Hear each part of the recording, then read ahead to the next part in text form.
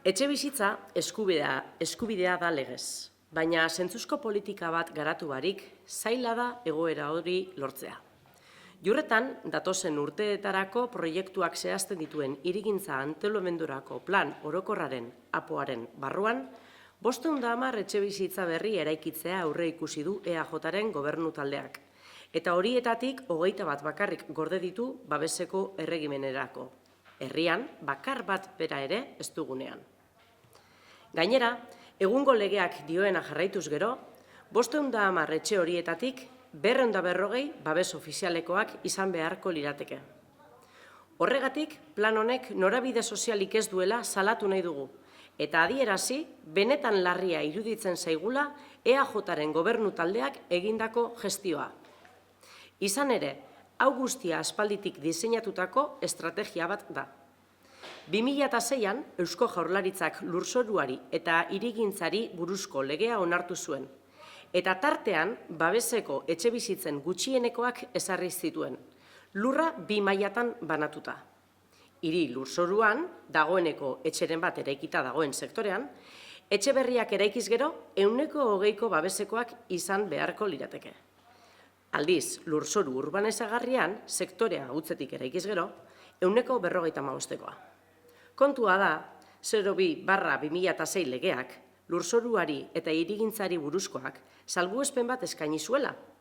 2 urteko epean onartuko ziren plan partzialek, hau da 2008 baino lehen, 1994ko legearen arauak jarraitu ahalko lituzkela, babes ofizialentzako gutxienekoak ezarri barik.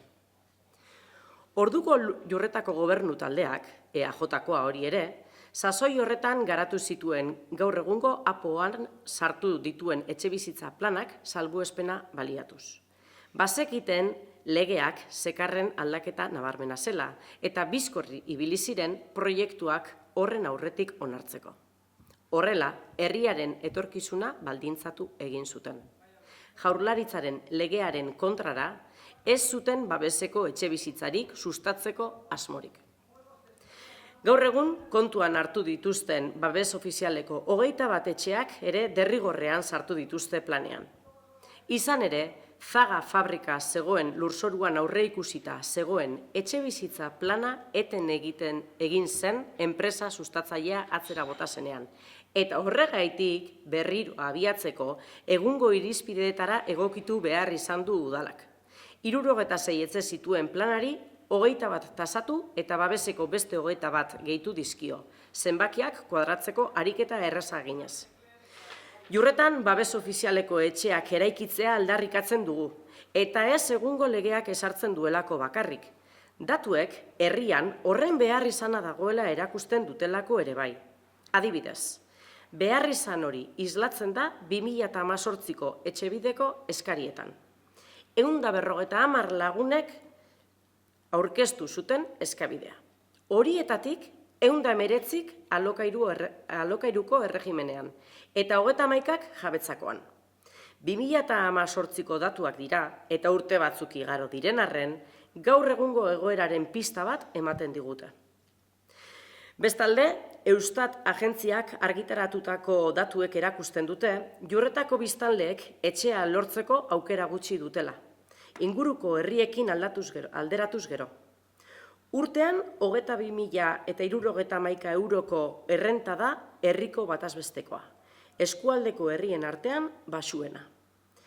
Antzeko biztanleria duten herriekin konparatuta, Berriz eta Zaldibarreko herritaren eros ahalmenarekin alde nabarmena dago esaterako.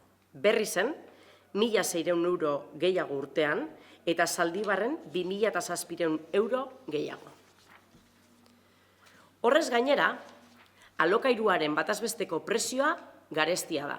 Durango eta Zornotzaren ostean eskualdeko garestiena, 640 euroko prezioarekin.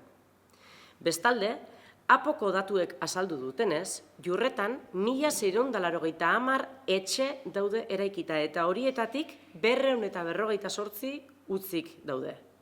Eustaten adierazleak aztertuta, 86 etxe utz erabilgarri leudeke. Hori guztia gutxi ez, eta azaldu behar dugu, APOaren hasierako analisiari ez diola kasurik egiten barnean duen etxebizitza planifikazio orokorrak. Hurrengoa zioen azterlanak. Argi dago APO berriak bizitegi garapen berrien kokapena jaso behar duela, eta garapen horiek 202/2006 legearen ezarritako etxebizitza babestuen gutxieneko estandarrak bete beharko dituztela. Are gehiago, udalerrian gaur egun etxebizitza babesturik ez dagoenean. Beraz, kuriosoa da, APOaren hasierako balorazioari kasurik egiten ez dion APO bat dugu eskuartean. Uztailean aurreratu genuen bezala, EAJaren etxebizitza politika agerian uzten duen proiektu bat bideondokoa da. Nazional 634 errepide ondoan kokaturiko plana. Sektorearen zati bat sustapen pribatukoa da eta salmentan dago. Baina beste zati bat udalaren jabego publikokoa da eta zoritxarrez gobernu taldeak ez du aukera hori etxebizitza politika sozial baten alde aprobetxatuko. 55 etxe eraikitzea aurre ikusi du, 12 tasatuak izanik, 33 libreak eta babes ofizialeko etxe barik.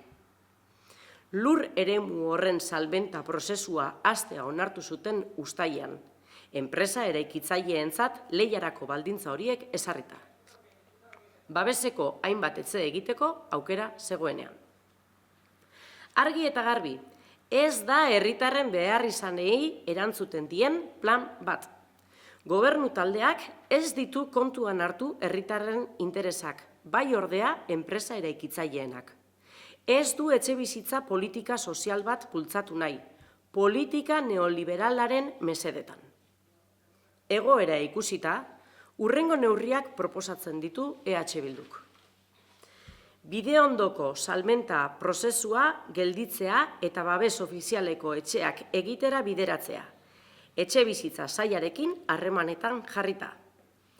Bigarrenik, Jurretan aurre ikusitako etxebizitza planetan gaur egungo irizpideak errespetatzea, batez ere babes ofizialeko alokairua eskaini ahal izateko. 3. Herrian babes ofizialeko alokairu eskaintza sustatzea, herritarren eskariei erantzunez. 4. Jurretan dauden etxe hutzak alokairura bideratzeko plan bat sustatzea, etxebideren programarekin batera. 5. Alokairuko etxe libreen prezioak erregulatzea, merkatuaren logika utziz, eta etxebizitza baten beharrizan gehien dutenei errestasunak eman asmoz. 6. Kaskoan etxe bloke zaharrak eraikitzeko plan integralak garatzea. Eta azkenik, larrialdietarako etxe bat edukitzea, laguntza beharra duten herritarrek nora jo izan dezaten. Bueno, eta oin gaztelera, galderarik edo... Erderaz irakurriko dugu? Bai. Bai, oso. Gure dana. Bai. Bai. Eta galderak edo bukaera. Eta bukaeran. Txau, nure da mieta.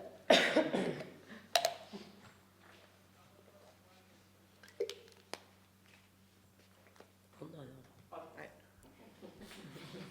Batzutan, azelera egiten az da. Ez. Vale. Venga. La vivienda es un derecho fundamental, pero sin desarrollar una política razonable es difícil llegar a esa situación. Dentro del Plan General de Ordenación Urbanística, PGOU, que define los proyectos para los próximos años, el equipo de gobierno del PNV tiene previsto construir en Iurreta 510 nuevas viviendas, de las que solo 21 están reservadas para el régimen de protección. Un dato a recalcar, y más si tenemos en cuenta que no disponemos de ninguna casa protegida en el pueblo. Además de cumplir lo que dice la ley actual, 240 de esas 510 viviendas deberían ser de protección oficial. Por ello, queremos denunciar la falta de orientación social de este plan y manifestar que nos parece realmente grave la gestión realizada por el equipo de gobierno del PNV. Esta situación es consecuencia de una estrategia diseñada hace tiempo.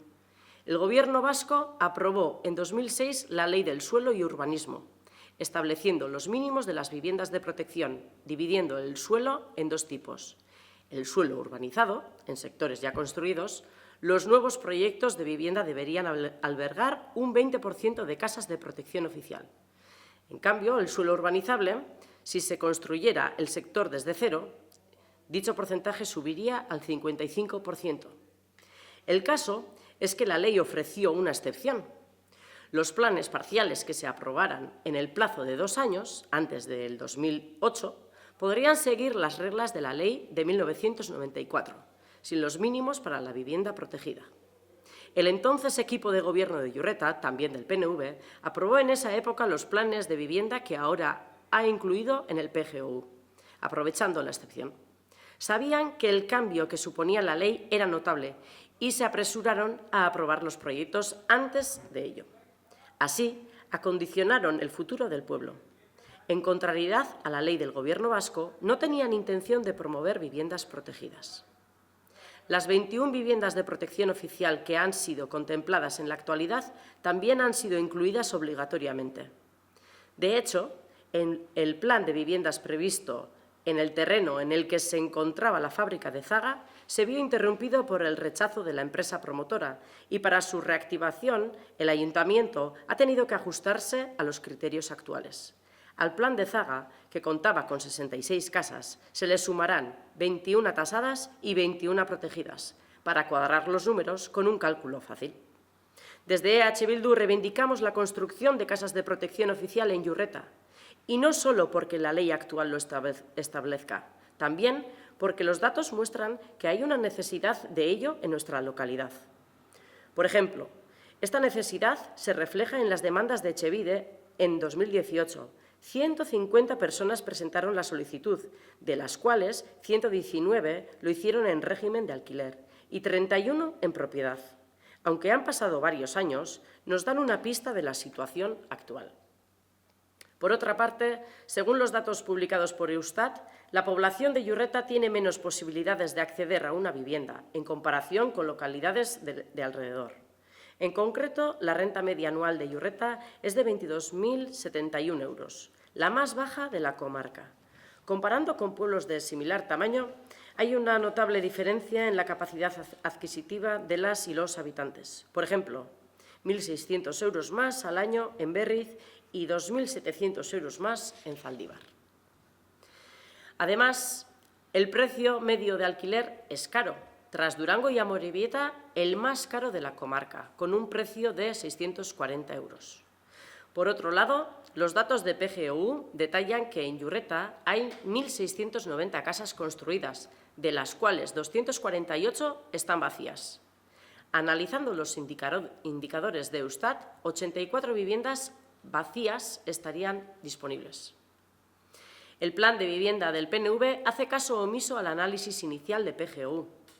El estudio señalaba textualmente que es evidente que el nuevo PGOU debe recoger la ubicación de los nuevos desarrollos residenciales que deberán cumplir los estándares mínimos de vivienda protegida establecidos en la Ley 2/2006. Máxime cuando en el municipio no existe actualmente vivienda protegida. Así que es curioso, tenemos en la mesa un PGOU que no hace caso de la valoración inicial del PGOU. Tal y como adelantábamos en julio, un proyecto que pone de manifiesto la política de vivienda del PNV es el de Videondo, un plan situado junto a la carretera nacional 634. Parte del sector es de promoción privada y ya está en venta, pero otra parte es de propiedad pública municipal. Y, desgraciadamente, el equipo de gobierno no va a aprovechar esta oportunidad en favor de una política social de vivienda. Prevé la construcción de 45 viviendas, 12 tasadas, 33 libres y sin ninguna casa de protección oficial. Ha aprobado el inicio de la venta del terreno, imponiendo dichas condiciones, cuando existía la posibilidad de hacer varias casas de protección oficial. Evidentemente, no es un plan que contempla las necesidades de la ciudadanía. El equipo de gobierno no ha tenido en cuenta los intereses de las personas, sí, en cambio, los intereses de las constructoras, en beneficio de la política neoliberal, no impulsará una política social de vivienda. Vista la situación, EH Bildu propone las siguientes medidas. 1. Paralizar el proceso de venta en Videondo y destinarlo a construir casas de protección oficial en colaboración con el Departamento de Vivienda. 2. Respetar las normas actuales en los planes de vivienda previstos en Iurreta con el objetivo de poder ofrecer alquiler en protección oficial. 3. Atendiendo la demanda ciudadana, fomentar la oferta de alquiler de protección en el municipio. 4. Impulsar un plan en colaboración con el programa de Etxebide para destinar al alquiler las casas vacías existentes en Iurreta. 5. Regular el precio de las casas libres en alquiler, fuera de la lógica del mercado y dando facilidades a quienes más necesiten una vivienda. 6. Desarrollo de planes integrales de reforma en antiguos bloques del casco urbano. Y, por último, disponer de una casa de emergencia para que puedan acudir las personas necesitadas de ayuda.